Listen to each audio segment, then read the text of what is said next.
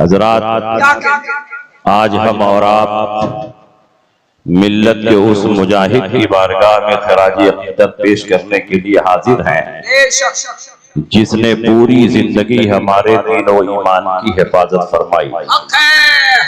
ہندوستان میں جب جب فسادات ہوئے، مسلمانوں کے مکانات اور دکانیں جلائی گئی، مسلمانوں کی جانی مالی نقصان ہوا، تو ایسی صورت میں پورے ہندوستان میں کوئی ایسا قائد نظر نہیں آتا جو مسلمانوں کے دین و ایمان اور ان کی جان و مال کے تحفظ کے لیے آگے بڑھتا۔ اس دور میں جو شخصیت مسلمانوں کے لیے سب سے زیادہ مضطرب اور بے چین و بے قرار نظر آتی، وہ حضور مجاہد ملت کی ذات۔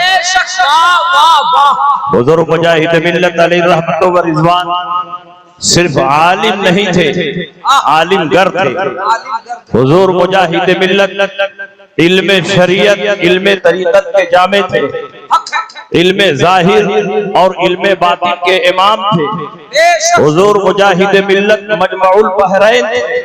حضور صدر الشریعہ اپنے جن شاگردوں پر ناز کرتے تھے، ان میں سر فہرست حضور حافظ ملت اور حضور مجاہد ملت۔ سبحان اللہ، نعرہ تکبیر، نعرہ رسالت، عرف حضور مجاہد ملت۔ پوری زندگی حضور مجاہد ملت علیہ رحمت و رضوان نے مسلمانوں کے دین و ایمان کی حفاظت کی اور مسلک اعلیٰ حضرت کا پرچم بلند کیا۔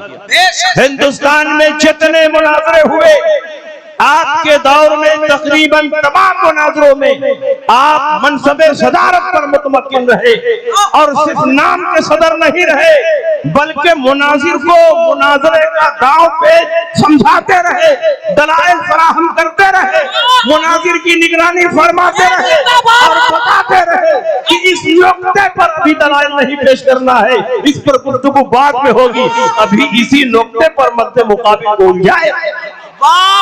حضور مجاہد ملت علیہ رحمت و رضوان کو اللہ نے اتنا علم عطا فرمایا تھا، اتنا علم عطا فرمایا تھا کہ جب درسگاہ میں بیٹھ کر حدیث کا درس دیتے تو امام بخاری نظر آتے، جب معقولات کی کتابیں پڑھاتے تو امام راضی نظر آتے، اور جب تفسیر کا درس دیتے تھے تو حضرت امام فخر الدین رازی اور جلال الدین سیوطی کی یاد تازہ ہوتی۔ لاجواب، لاجواب۔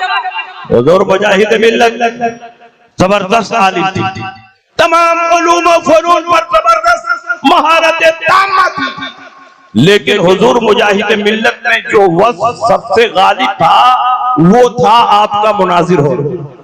حضور مجاہد ملت اپنے دور کے مجاہد اعظم بھی تھے اور اپنے دور کے مناظر اعظم تھے۔ جب فارغ ہونے کے بعد مدرسہ سبحانیہ الہ آباد فی سبیل اللہ درس و تدریس کے لیے تشریف لے گئے، اور آپ کے ساتھ 16 طلبہ تھے۔ ان کے کھانے پینے کا کوئی انتظام نہیں تھا، کسی کے گھر ان کی جاگیریں نہیں تھی۔ قربان جائیے حضور مجاہد ملت کی سخاوت پر کہ آپ نے اپنی جیب خاص سے ان 16 طلبہ کے کھانے کا انتظام فرمایا۔ 5 طلبہ اتنے غریب تھے کہ ان کے گھر والوں کی کفالت بھی حضور مجاہد ملت۔ کردار ہے میرے مجاہد، نعرہ تکبیر، نعرہ رسالت، کردار شان مجاہد۔ بتاؤ اس دور میں پورے ہندوستان میں نگاہ ڈالو، کون ایسا مدرس ہے جو فی سبیل اللہ پڑھانے کے لیے تیار؟ کون ایسا عالم ہے جو مدرسوں میں بچوں کے کھانے پینے کا انتظام اپنی جیب خاص سے کرتا ہو؟ اس وقت میں جو شخصیت سب سے منفرد اور بے مثال نظر آتی ہے وہ آپ کے اڑیسہ کی خاک سے تعلق رکھتی ہے، اور ان کا نام حضور مجاہد ملت۔ لیکن हुजूर मुजाहिद मिल्लत के पास इतनी दौलत थी, इतनी जमीनें थी कि हजारों एकड़ जमीनों के मालिक थे, रऊफिया स्टेट के मालिक थे। हुजूर मुजाहिद मिल्लत चाहते तो बड़े बड़े बंगलों में ऐश करते, बड़ी बड़ी गाड़ियों पर चलते।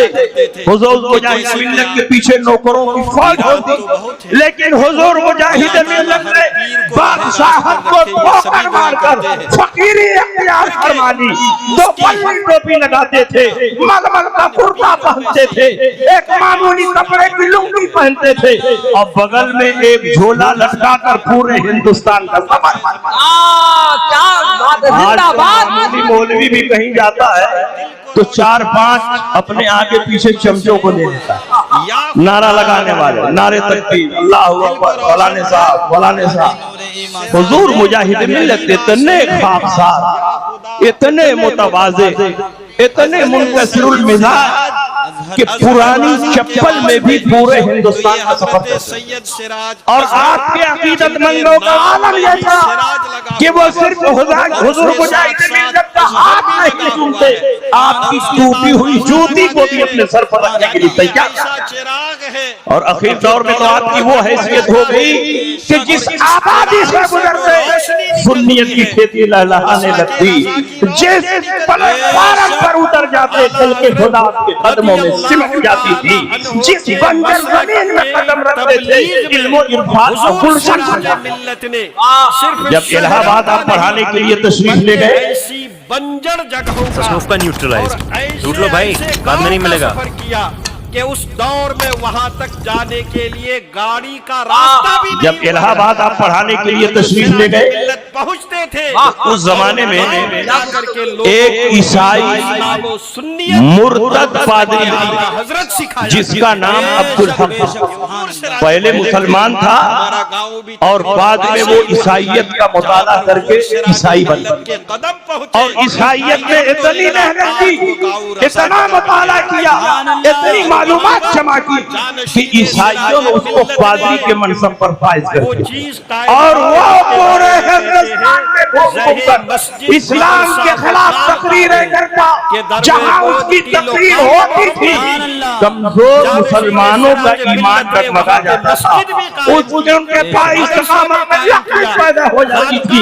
एक बार वो ईसाई मुर्तद पादरी जिसका नाम अब्दुल हक है, इलाहाबाद में उसका बहुत बड़ा प्रोग्राम हुआ, बड़ी चरबुज़बानी की, इस्लाम के खिलाफ बकवास की, नबी अकरम पर हमले किए, हजरत आयशा सिद्दीका की जिस्मत पर हमले किए। इलाहाबाद की सरजमीन पर बड़ी बड़ी खानकाहें थी, बड़े नामी गिरामी मशाइख थे, बड़े बड़े उलमा थे, लेकिन कोई बेचैन नहीं हुआ। उसकी तकरीर सुनने के बाद सबसे ज्यादा जो बेचैन बेकरार हुआ वो हुजूर मुजाहिद मिल्लत।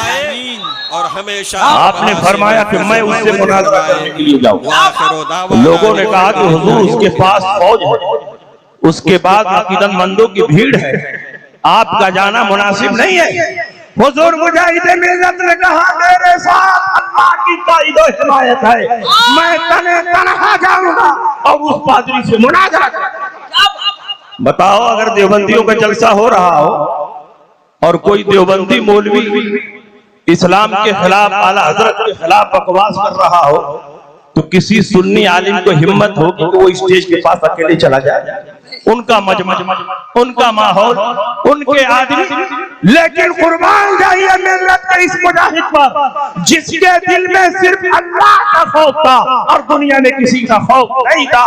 तन्हा हुजूर मुजाहिद मिल्लत उस मुर्तद ईसाई अब्दुल हक के पास पहुंचे और आपने उसको मुनाज़रे का चले, मुनाज़रे से भागने के लिए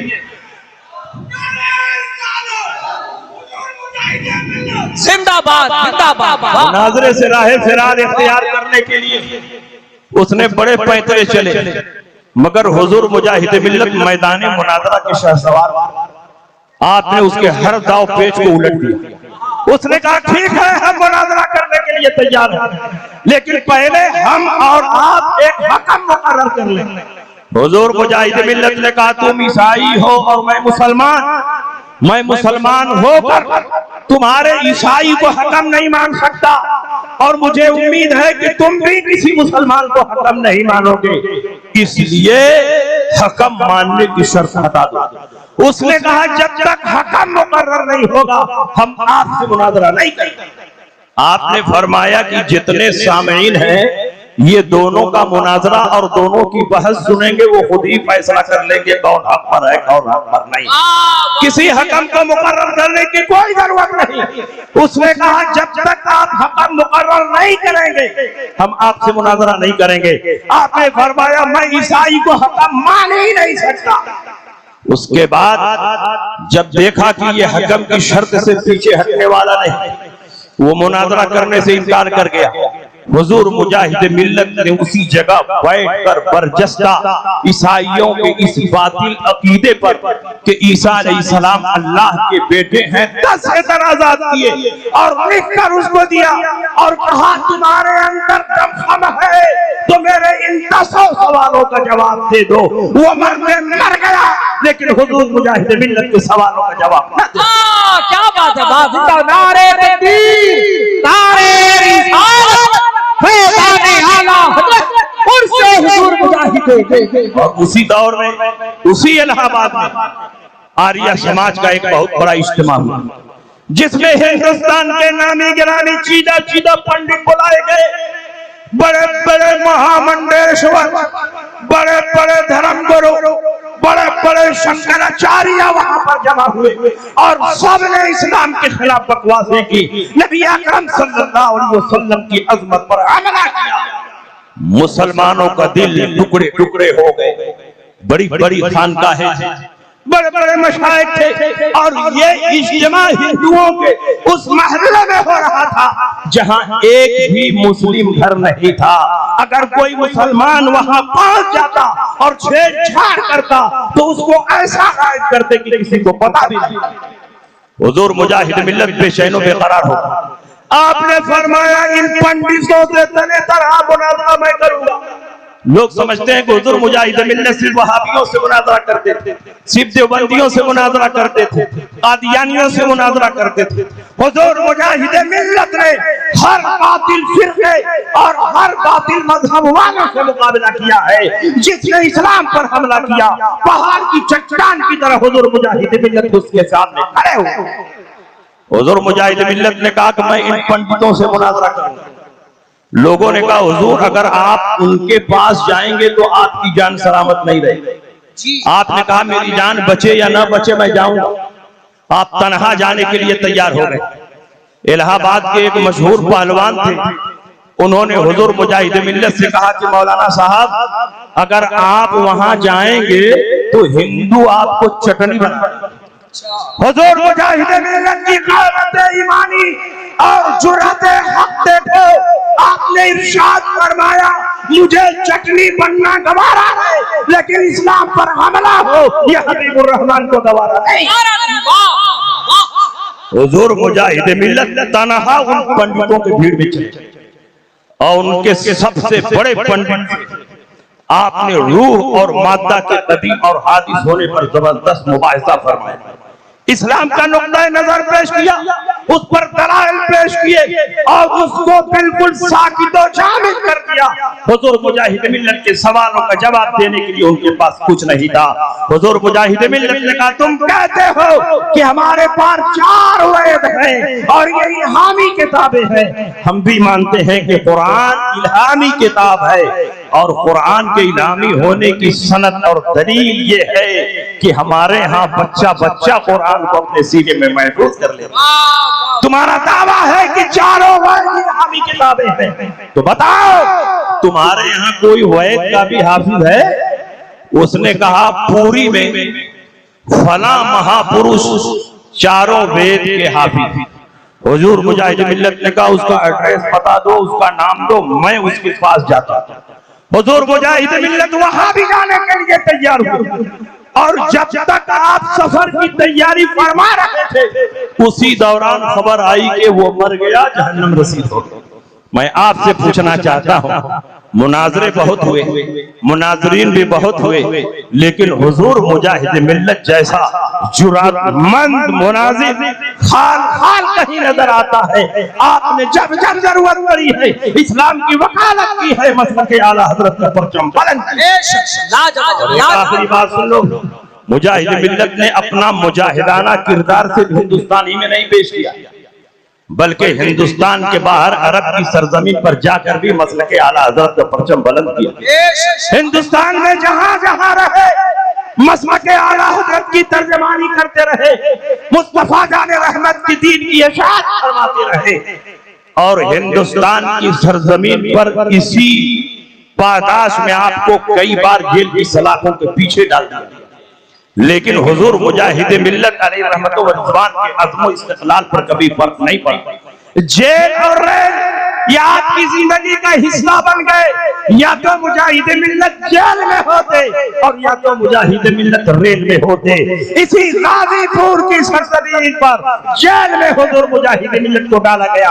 2 साल तक आप रस्सियां बटते रहे, रस्सियां बटते बटते आपके हाथों में बड़े बड़े छाले पड़ गए, मगर मुजाहिद मिल्लत ने हर जुल्म हर सितम को गवारा किया। लेकिन हिंदुस्तान की सरजमीन पर मुसलमानों पर जुल्म हो, ये हुजूर मुजाहिद मिल्लत को गवारा था। हुजूर मुजाहिद मिल्लत जब जेल में पहुंचे तो 2 ही साल में कई दर्जन हिंदुओं को इस्लाम का कलमा पढ़ाकर मुसलमान, कई सौ फुज्जार को हुजूर मुजाहिद मिल्लत ने इस्लाम की तबलीग फरमाई और तौबा करवा कर अपना मुरीद बना लिया। बताओ, ऐसा कोई मुजाहिद आपकी नजर में हो तो उसकी नजीर और मिसाल पेश करो। आखिरी बात सुन लीजिए, हुजूर मुजाहिद मिल्लत जब 1400 हिजरी में हज के इरादे से हरमैन तैयबैन की सरजमीन पर पहुंचे और उससे पहले 5 हज कर चुके थे। हुजूर मुजाहिद मिल्लत जब हज के लिए जाते तो आप नजदियों के पीछे नमाज नहीं पढ़ते, बल्कि अपने चाहने वालों को लेकर अलग जमात कायम करते थे। हुजूर मुजाहिद मिल्लत ने हिंदुस्तान की सरजमीन पर जिन गैर मुक़ल्लिदीन की सरकोबी की थी, उन मुल्लाओं ने अरब की सरजमीन पर देखा कि ये वही हबीबुर रहमान है जो हिंदुस्तान की सरजमीन पर जगह जगह गैर मुक़ल्लिदीन के खिलाफ मुनाज़िर करते हैं। यहाँ मौका अच्छा है, इनको फंसाया जा सकता है। हुजूर मुजाहिद मिल्लत अकेले नमाज पढ़ रहे, वहां की खिलाफ शिकायत हो गई, पुलिस आई, हुजूर मुजाहिद मिल्लत से पूछा कि तुम अलग नमाज क्यों पढ़ते हो, हमारे इमाम के पीछे नमाज नहीं पढ़ते? हुजूर मुजाहिद मिल्लत ने फरमाया कि तुम्हारे इमाम में अकीदे की खराबी है, तुम्हारा इमाम बद मजहब और गुमराह है, बद मजहब और गुमराह के पीछे नमाज जायज नहीं है, इसलिए मैं अलहदा नमाज पढ़ता हूं। हुजूर मुजाहिद मिल्लत को पकड़कर वहां के काजी के पास ले जाया गया और इत्तेफाक से मक्का मुकर्रमा का जो काजी था वही खाने काबा का इमाम था। हुजूर मुजाहिद मिल्लत को बैठाया गया। उस काजी को अपने अकीदे के बारे में पूछना चाहिए कि हमारे अकीदे में क्या गड़बड़ी, लेकिन उसने कहा कि क्या तुमने बरेली के मदरसे में तालीम हासिल की है? तो हुजूर मुजाहिद मिल्लत ने फरमाया नहीं, मैंने मदरसा सुबहानिया इलाहाबाद और मदरसा मोइनिया अजमेर में तालीम हासिल की है, लेकिन ये सुन लो, बरेली के मदरसे में मैंने तालीम तो हासिल नहीं की है, लेकिन आला हजरत इमाम अहमद रजा से सच्ची अकीदत। वाह वाह वाह, क्या बात। तो उसने कहा कि तुम हमारे इमाम के पीछे नमाज नहीं पढ़ते, क्या तुम तवस्सुल बिल अंबिया के कायल हो? हुजूर मुजाहिद मिल्लत ने फरमाया बेशक मैं तवस्सुल बिल अंबिया का कायल हूं, क्योंकि कुरान अजीज में अल्लाह फरमाता है या अय्युहल्लज़ीना आमनु तक़ुल्लाह वब्तगू इलैहिल वसीला। जब अल्लाह वसीला ढूंढने का हुक्म दे रहा है तो हम क्यों न नबियों को वसीला बनाएं? उसने कहा हमारे मजहब में वसीला शिर्क है, इसलिए तुमको हज की अदायगी से रोक दिया जाए। हुजूर मुजाहिद मिल्लत ने फरमाया कि तवस्सुल बिल अंबिया तुम्हारे मजहब में शिर्क है, इसलिए तुम मुझको हज नहीं करने दोगे, तो शियों को क्यों हज करने देते हो? वो तो तवस्सुल बिल अंबिया और तवस्सुल बिल अइम्मा दोनों के कायल। ائمہ اطہار سے بھی توسل کرتے ہیں, انبیاء کرام سے بھی توسل کرتے ہیں, ان کو کیوں تم حج کی اجازت دیتے ہو؟ اگر توسل تمہارے مذہب میں شرک ہے اور میں مشرک ہوں تو مجھ سے بڑا مشرک شیعہ ہے, ان کو یہاں آنے کی اجازت کیوں دیتے ہو؟ اس نے کہا کہ چونکہ وہ ہمارے امام کے پیچھے نماز پڑھتے ہیں اس لیے ہم ان کو یہاں آنے کی اجازت دیتے ہیں, حج کرنے کی اجازت دیتے ہیں. آپ نے شیر کی طرح دہاڑتے ہوئے فرمایا, کیا تمہارے امام کے پیچھے نماز پڑھ لینے سے شرک معاف ہو جاتا ہے؟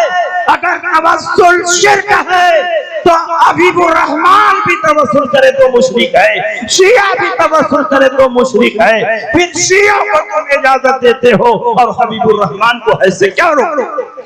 تمہارے امام کے پیچھے نماز پڑھ لینے سے شرک معاف نہیں ہو سکتا. پھر اس کے بعد حضور مجاہد ملت کے ہاتھوں میں ہتھکڑیاں ڈالی گئی, پیروں میں بیڑیاں ڈال دی گئی. اگر آپ چاہتے تو مصلحت کا شکار ہو کر دائیں بائیں کی گفتگو کر کے ملمہ سازی کر کے اپنے آپ کو ہتھکڑیوں سے آزاد کر لیتے, لیکن حضور مجاہد ملت نے ایسے ماحول میں بھی ڈنکے کی چوٹ پر مسلک اعلیٰ حضرت کا پرچم بلند کیا اور عالم کی سرزمین پر بھی اعلان کیا کہ یہاں کا امام بدعقیدہ ہے, گمراہ ہے, بددین ہے, اس کے پیچھے مسلمانوں کی نماز جائز نہیں.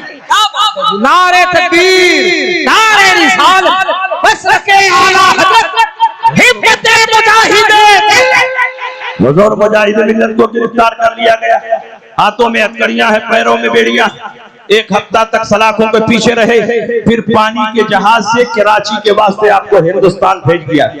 یہاں بمبئی کی سرزمین پر اور کلکتہ کی سرزمین پر اور بڑے بڑے شہروں میں سعودی حکومت کے خلاف احتجاج شروع ہو گیا اور لاکھوں لاکھ کی تعداد میں حضور مجاہد ملت کے ماننے والے روڈ پر آ گئے اور سعودی حکومت کو گھٹنوں پر آنے پر مجبور کر دیا. یہاں تک کہ سعودی حکومت کو اعلان کرنا پڑا کہ آئندہ سال ہم حبیب الرحمان کو بلا کر حج کروائیں. حضور مجاہد ملت آئندہ سال گئے اور آپ نے حج ادا فرمایا. حضور مجاہد ملت نبی کی ایک ایک سنت پر عمل کرتے تھے, ایک ہی سنت رہ گئی تھی. میرے سرکار کو حدیبیہ کے مقام پر روک دیا گیا تھا اور عمرہ کی ادائیگی سے منع کر دیا گیا تھا. اللہ کے نبی واپس چلے گئے اور سال آئندہ کفار و مشرکین نے حضور علیہ السلام کو مکہ مکرمہ میں آنے کی اجازت دی تو حضور علیہ السلام نے حج بھی کیا اور عمرہ بھی کیا. حضور مجاہد ملت علیہ رحمت و رضوان نے بھی نبی کی اس سنت کو اختیار فرمایا, نبی کی سنت پر عمل کیا. ایک سال روکا گیا اور دوسرے سال خود حکومت نے بلا کر حضور مجاہد ملت حج کیا. جس طرح نبی نے دوسرے سال حج کیا, مجاہد ملت نے بھی حج کیا. اور نجدیوں نے کس کی سنت اپنائی؟ کفار مکہ کی سنت ادا کی. انہوں نے نبی اکرم کو روکا تھا, انہوں نے حضور مجاہد ملت کو روکا. آپ لوگ مجاہد ملت کے ماننے والے ہیں, مجاہد ملت کے چاہنے والے ہیں, بتاؤ حضور مجاہد ملت مکے کی سرزمین پر ہے, الگ نماز پڑھ رہے ہیں, مدینے کی سرزمین پر ہے, الگ نماز پڑھ رہے ہیں. تم کیسے مجاہد ملت کے دیوانے ہو کہ حج کے لیے جاتے ہو اور نبی اماموں کے پیچھے کھڑے ہو جاتے ہو؟ اس لیے آج کے جلسے میں یہ دو فرمان کرو کہ ہم سعودیہ حج کے لیے جائیں گے تو نہ مکہ میں اس کے امام کے پیچھے نماز پڑھیں گے, نہ مدینہ میں نزدیک امام کے پیچھے نماز پڑھیں گے, بلکہ وہی کریں گے جو حضور مجاہد ملت. لاجواب, بہت اچھا پیغام. میں آپ کے درمیان سے گزر رہا ہوں, لحد میں عشق رخ شاہ کا داغ لے کے چلے, اندھیری رات سنی تھی چراغ لے کے چلے. تیرے غلاموں کا نقش قدم ہے راہ خدا, وہ کیا بحق سکے جو یہ سراغ لے کے چلے. وآخر دعوانا الحمدللہ رب العالمین.